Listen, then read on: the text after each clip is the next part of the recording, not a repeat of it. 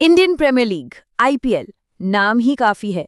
आज ये दुनिया की सबसे बड़ी सबसे अमीर क्रिकेट लीग है। एक ऐसा ब्रांड जिसने कहना चाहिए कि क्रिकेट खेलने और देखने का तरीका ही बदल दिया। पर सोचिए कितनी अजीब बात है कि जिस इंसान ने इस लीग को बनाया उसे ही आज भारत सरकार एक भगोड़ा मानती है। आज की तारीख में आईपीएल की ब्रांड वैल्यू है 12 अरब डॉलर से भी ज्यादा। सोचिए जरा, सिर्फ 16 सालों के अंदर ये एक ऐसी फाइनेंशियल पावर हाउस बन चुकी है जो दुनिया की बड़ी बड़ी स्पोर्ट्स लीग्स को टक्कर दे रही है। तो सवाल यही उठता है, अगर आईपीएल इतनी बड़ी सक्सेस स्टोरी है तो फिर इसके क्रिएटर ललित मोदी आज देश से बाहर क्यों हैं? उन पर इतने संगीन इल्जाम क्यों हैं? चलिए इस पूरे कहानी की तह तक चलते हैं, एकदम शुरू से। देखिए, आईपीएल की कहानी 2007 से शुरू नहीं होती। इसका बीज तो बहुत पहले 1995 में ही बो दिया गया था और तब इसे बुरी तरह रिजेक्ट कर दिया गया था। हाँ, यकीन करना मुश्किल है, पर 1995 में ही ललित मोदी ये आइडिया लेकर बीसीसीआई के पास गए थे, एक सिटी बेस्ड लीग का। पर उस वक्त बीसीसीआई में जो लोग थे वो कह सकते हैं कि ओल्ड स्कूल थे। उन्हें लगा कि इससे क्रिकेट का बहुत ज्यादा कमर्शलाइजेशन हो जाएगा और सारा कंट्रोल बोर्ड के हाथ से निकल जाएगा। तो बस मोदी का आइडिया सीधे सीधे रिजेक्ट कर दिया गया। अब कहानी में आता है एक जबरदस्त ट्विस्ट। साल 2007 जी एंटरटेनमेंट के मालिक सुभाष चंद्रा बीसीसीआई से भिड़ गए। उन्होंने अपनी खुद की टी20 लीग लॉन्च कर दी, इंडियन क्रिकेट लीग यानी आईसीएल। अब बीसीसीआई तो बौखला गया। उन्होंने इसे एक बागी लीग घोषित कर दिया और धमकी दी कि जो भी इसमें खेलेगा उसे बैन कर दिया जाएगा।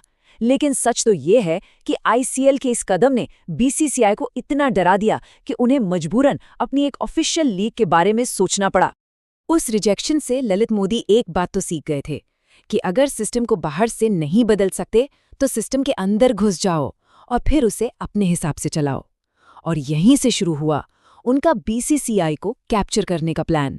और ये था मोदी का मास्टर स्ट्रोक। उन्होंने सीधे सीधे सियासत का रास्ता पकड़ा।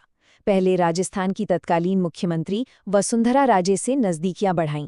फिर एक नया स्पोर्ट्स एक्ट पास करवाकर राज्य के क्रिकेट एसोसिएशन पर सालों से चले आ रहे एक परिवार के कंट्रोल को खत्म कर दिया और खुद बन गए प्रेसिडेंट। इसके बाद बीसीसीआई में एंट्री ली और शरद पवार को प्रेसिडेंट बनने में मदद की। और बदले में क्या मिला? बीसीसीआई के वाइस प्रेसिडेंट का पद। Game set match. तो अब ललित मोदी सिस्टम के अंदर थे, उनके पास पावर थी और ठीक उसी वक्त आईसीएल का खतरा मंडरा रहा था। बीसीसीआई को एक जवाब चाहिए था और मोदी के पास वो जवाब कई सालों से तैयार पड़ा था। और इस तरह जन्म हुआ आईपीएल का। देखिए, मोदी ने सिर्फ एक क्रिकेट टूर्नामेंट नहीं बनाया था, उन्होंने क्रिकेट, बिजनेस और बॉलीवुड का एक ऐसा कॉकटेल तैयार किया था जो पहले किसी ने देखा ही नहीं था। तेज तरह टी20 फॉर्मेट, शहर के नाम पर बनी टीमें, शाहरुख खान और प्रीति जिंटा जैसे स्टार ओनर्स, चीयरलीडर्स, ये सब कुछ। मतलब क्रिकेट सिर्फ एक खेल नहीं बल्कि एक पूरा का पूरा एंटरटेनमेंट पैकेज बन गया था। और इस बिलियन डॉलर पार्टी की शुरुआत हुई एक धमाके से। आईपीएल का पहला मैच और कैलकाटा नाइट राइडर्स के ब्रेंडन मैकलम ने सिर्फ 73 गेंदों पर 158 रन ठोक दिए।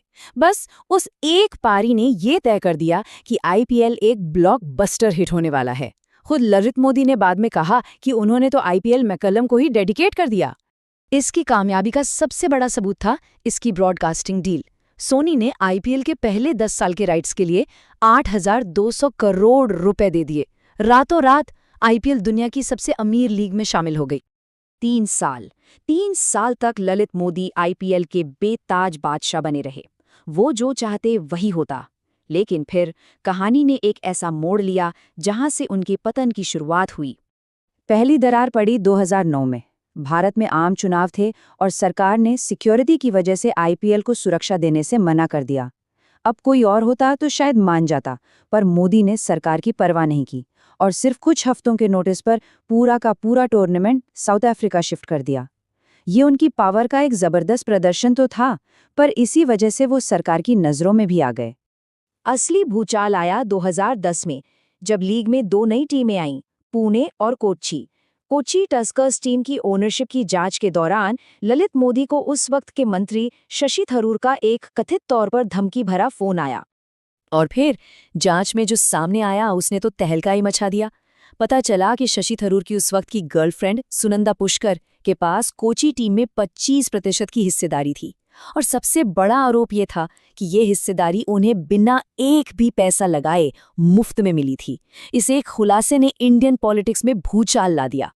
इसके बाद तो बस मानो सब कुछ ताश के पत्तों की तरह ढह गया। शशि थरूर को इस्तीफा देना पड़ा। आईपीएल 2010 के फाइनल के ठीक बाद ललित मोदी को बीसीसीआई ने सस्पेंड कर दिया और कुछ ही हफ्तों में मनी लॉन्ड्रिंग और गड़बड़ी के आरोपों के बीच ललित मोदी भारत छोड़कर लंदन भाग गए। ललित मोदी तो चले गए, लेकिन घोटालों का साया आईपीएल पर से नहीं हटा। आने वाले सालों में लीग ऐसे ऐसे विवादों में फंसी कि क्रिकेट की इमेज पर ही सवाल खड़े हो गए। और इनमें सबसे बड़ा कांड था 2013 का spot fixing scandal. Spot fixing का मतलब होता है मैच का रिजल्ट नहीं, बल्कि मैच के किसी एक छोटे से हिस्से को, जैसे एक ओवर या एक गेंद को, पहले से ही फिक्स कर देना। दिल्ली पुलिस ने एक बहुत बड़ा खुलासा किया। पता चला कि राजस्थान रॉयल्स के कुछ खिलाड़ी सट्टेबाजों के इशारों पर नाच रहे थे। वो मैच के दौरान बड़े अजीब अजीब सिग्नल देते थे, जैसे कोई बॉलर ओवर शुरू करने से पहले अपनी कमर में तौलिया खोंस लेता था। ये सट्टेबाजों के लिए इशारा होता था कि अब कुछ गड़बड़ होने वाली है। इस कांड का असर बहुत भयानक था। श्रीसंत जैसे बड़े खिलाड़ी गिरफ्तार हुए। बीसीसीआई के उस वक्त के प्रेसिडेंट एन श्रीनिवासन के दामाद गुरुनाथ मयप्पन पर भी सट्टेबाजों से लिंक के आरोप लगे और वो गिरफ्तार हुए। मामला इतना बढ़ गया कि सुप्रीम कोर्ट को दखल देना पड़ा और आखिर में दो सबसे बड़ी टीमें चेन्नई सुपर किंग्स और राजस्थान रॉयल्स 2 साल के लिए बैन हो गईं। इन बड़े घोटालों के अलावा भी आईपीएल की विरासत पर कुछ नैतिक सवाल हमेशा से उठते रहे हैं, जैसे कि शराब और पान मसाला ब्रांड्स के सरोगेट विज्ञापन और फैंटेसी गेमिंग ऐप्स की बाढ़। कई आलोचक मानते हैं कि ये ऐप्स सट्टेबाजी का ही एक नया डिजिटल रूप है, जो लीग के कमर्शियल साइड पर एक बड़ा सवालिया निशान लगाते हैं। तो आखिर में सवाल यही है, इसमें कोई दो राय नहीं कि आईपीएल ने क्रिकेट को ग्लैमर दिया, पैसा दिया, एक पूरी नई पहचान दी। इसने कितने ही युवा खिलाड़ियों की जिंदगी बदल दी और बीसीसीआई को दुनिया का सबसे अमीर क्रिकेट बोर्ड बना दिया। लेकिन इस पूरी चकाचौंध के पीछे घोटालों, भ्रष्टाचार और नैतिक सवालों की एक लंबी गहरी परछाई भी है। तो सोचने वाली बात यह है कि आईपीएल ने क्रिकेट को जो ये बेशकीमती तोहफा दिया, उसकी असली कीमत क्या थी?